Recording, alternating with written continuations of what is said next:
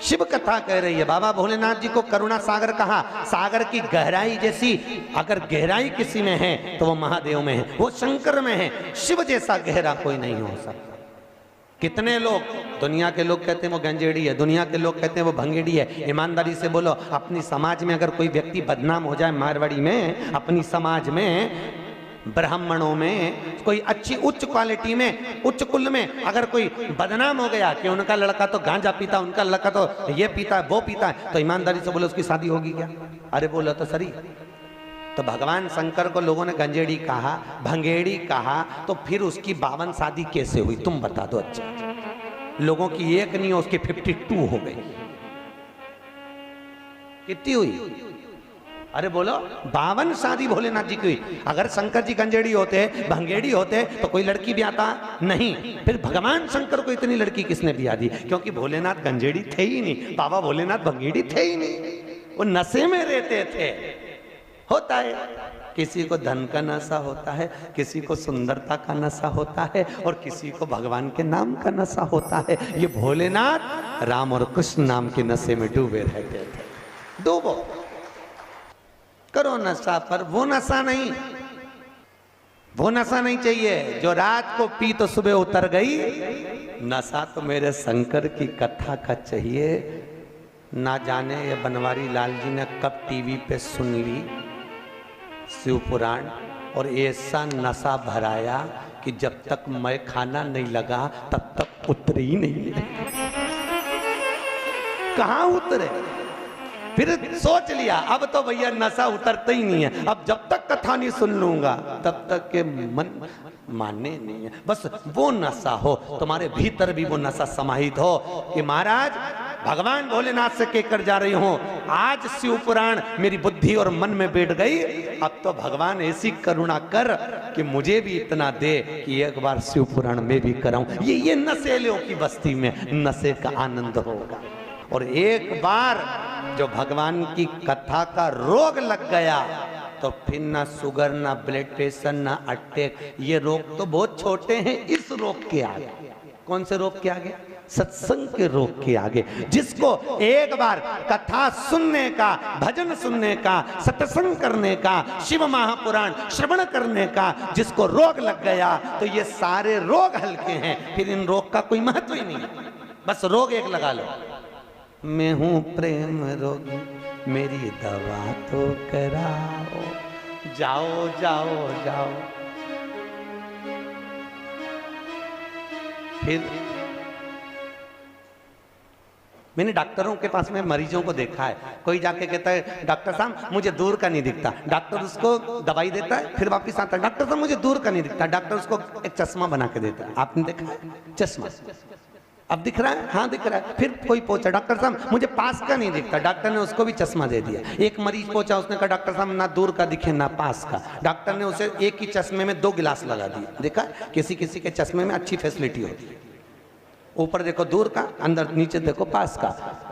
इतने मरीज देखे पर आज तक कोई डॉक्टर के पास ऐसा मरीज नहीं पहुंचा, डॉक्टर साहब मुझे दूर का भी दिखे पास का भी दिखे पर नहीं दिखता तो मेरा महंकाल नहीं दिखता, उसको देखने का कोई चश्मा हो तो बता दो। डॉक्टर कहेगा भैया वो चश्मा मेरे पास में नहीं है। हाँ, गुलबर्गा में सालासर भवन में 7 दिन का नेत्र शिविर लगा है।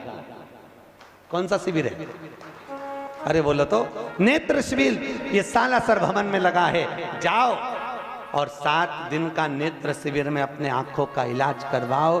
और आज का जमाना चश्मे का नहीं है, सदगुरु चश्मा नहीं लगाता, आजकल लेंस का जमाना है, इसलिए सदगुरु शिव महापुराण में आंखों में ऐसा लेंस लगा देता है जिससे परिवार, नाते, रिश्ते, कुटुंब कोई नजर नहीं आता।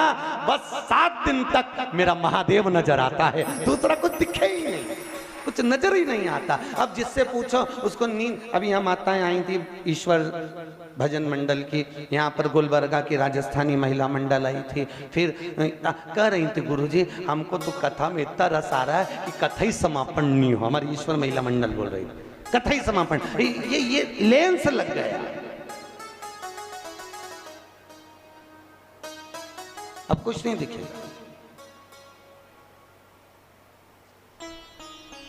कल एक माता जी का फोन आया, वो कह रही थी गुरुजी आपकी किताब में से नंबर लेकर फोन लगाया हमने। बोलो क्या बात है? कहे गुरुजी हमारी बहू रात को चिल्ला रही थी हर हर महादेव। हमने कहा समझ में नहीं आ रहा इसको हो क्या गया। हमने कहा कुछ नहीं हुआ, हमारे नीरज भैया बोल रहे थे रात को गुरुजी आपके बच्चे मत चिल्ला रहे थे अरे हर हर। हमने कहा कुछ नहीं, भोलेनाथ की कथा है। शंकर जी के ये जितने गण हैं, जितने आनंद करने वाले हैं, ये सब आनंद सुख में है।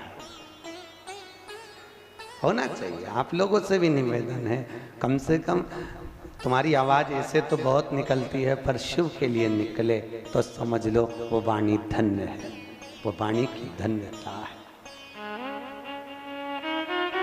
सुख मिले अपने जीवन का।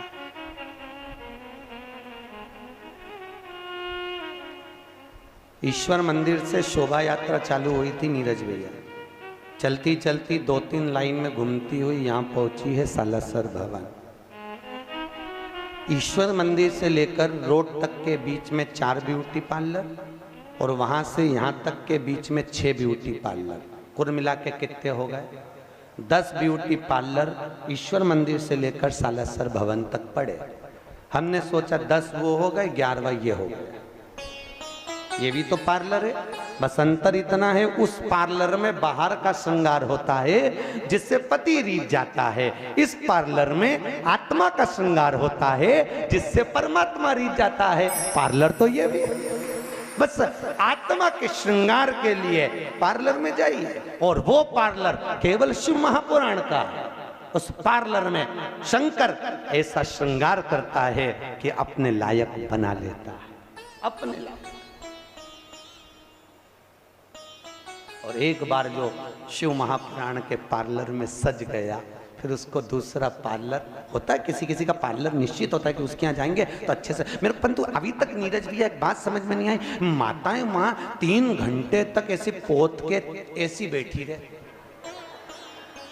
ना मोबाइल पकड़े ना आंख खोले, पर उनको वहाँ 3 घंटे बैठी रही और यहाँ 3 घंटा बिठाओ तो उतनी देर में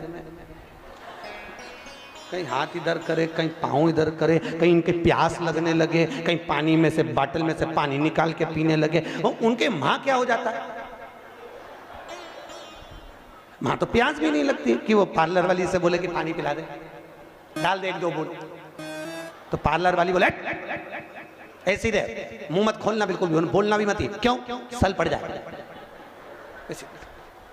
और ऊपर से आंख पे 2 ककड़ियां धरती की देखे भी नहीं, बड़ी बड़ी।